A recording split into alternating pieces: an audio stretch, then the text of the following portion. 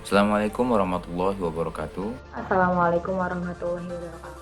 Assalamualaikum warahmatullahi wabarakatuh. Assalamualaikum warahmatullahi wabarakatuh. Nama saya Muhammad Bagus Budi. Nama saya Raden Alifa Fadlina Putri. Nama saya Hadiratus Saleh. Nama saya Dimas Harum Mubarok. Kami dari kelompok 3 Ilmu Dakwah KPI 3E Akan menjelaskan profil Dan proyeksi lapangan kerja Sarjana dakwah. Profil Fakultas Dakwah UIN Syarif Hidayatullah Jakarta. Didirikannya Fakultas Dakwah di UIN Syarif Hidayatullah Jakarta ini diawali dengan adanya inovasi dari dosen-dosen Fakultas Usuluddin yang mempunyai kompetensi di bidang ilmu dakwah.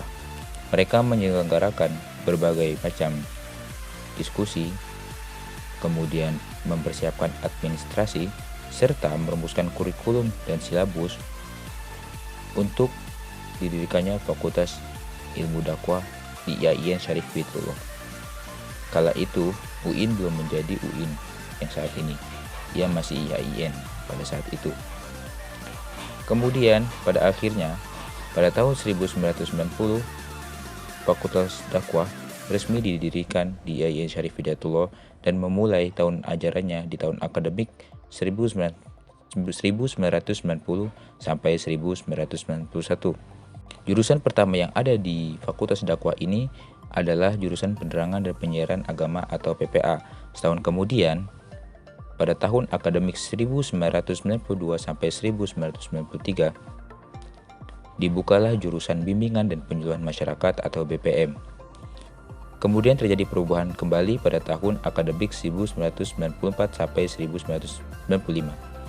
Jurusan ini berubah menjadi jurusan Bimbingan dan Penyuluhan Agama atau BPA. Kemudian pada tahun akademik 1996 sampai 1997 terjadilah pergantian nama, yaitu jurusan PPA atau Penerangan dan Penyiaran Agama berubah menjadi jurusan Komunikasi dan Penyiaran Islam atau KPI, dan jurusan BPA berubah menjadi jurusan Bimbingan dan Penyuluhan Islam atau BPI, dan kedua jurusan tersebut masih ada hingga saat ini. Yang kedua yaitu hal-hal yang dipelajari oleh sarjana dakwah. Mata kuliah yang dipelajari oleh sarjana dakwah meliputi filsafat dakwah, ilmu dakwah, psikologi dakwah, sarjana dakwah, metodologi penelitian dakwah, ilmu komunikasi, jurnalistik, teknik berpidato, produksi siaran radio dan film, pengantar manajemen, statistik sosial, perilaku organisasi, perkembangan pemikiran modern dan penyiaran Islam, filsafat Islam, patologi sosial, perbandingan agama, geografi Islam, public relation, ilmu akhlak, psikologi komunikasi dan tablik, dan pengantar psikologi. Yang ketiga, kompetensi lulusan sarjana dakwah. Lulusan Fakultas Ilmu Dakwah dituntut agar berkompeten di bidangnya. Terdapat dua kompetensi yang harus dimiliki para lulusan Fakultas Dakwah, yaitu kompetensi utama dan kompetensi pendukung. Yang meliputi kompetensi utama yaitu menguasai landasan dasar dan filosofis dakwah, menguasai materi-materi pokok keislaman dan kemasyarakatan, menguasai metodologi dakwah, menguasai jurnalistik, penerbitan dan percetakan, menguasai metode dan teknik penyiaran, menguasai bentuk-bentuk penyiaran, dan menguasai karakteristik masyarakat.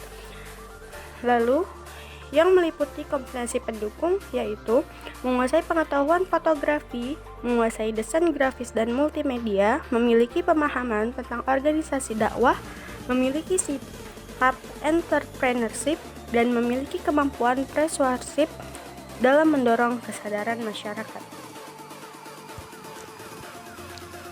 prospek kerja alumni sarjana dakwah. Yang pertama, komunikasi dan penyiaran Islam atau biasa disebut dengan KPI. Prospek kerja alumni KPI diantaranya yaitu wartawan atau reporter, penulis, editor, fotografer, public speaker, presenter, penyiar, kameramen, dan lain-lain. Yang kedua, bimbingan dan penyuluhan Islam atau biasa disebut dengan BPI.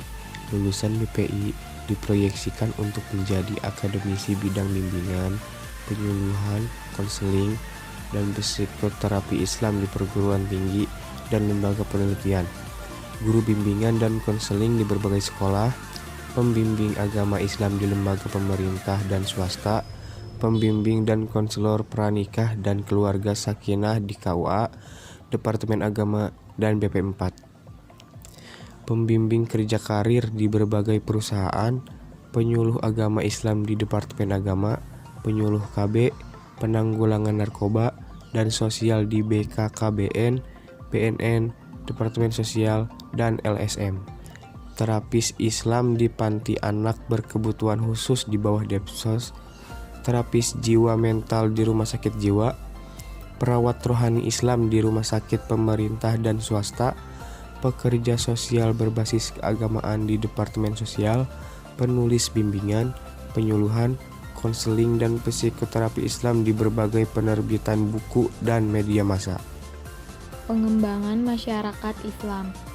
Prospek kerja bagi alumni pengembangan masyarakat Islam adalah sebagai pendamping program sosial, perencana, penggerak, dan advokasi sosial, tenaga ahli program pendamping dana PKH, pekerja sosial pada Kementerian Sosial dan Dinas Provinsi, Kabupaten atau Kota, pengamat dan peneliti kebijakan, sebagai tenaga ahli perencanaan pembangunan desa pada lembaga permusyawaratan masyarakat desa, sebagai administrasi zakat, infak, sedekah, dan wakaf, sebagai penyuluh program keluarga berencana dan Badan Koordinasi Keluarga Berencana Nasional atau BKKBN. Mungkin cukup sekian pemaparan dari kelompok kami, kurang lebihnya kami mohon maaf. Assalamualaikum warahmatullahi wabarakatuh.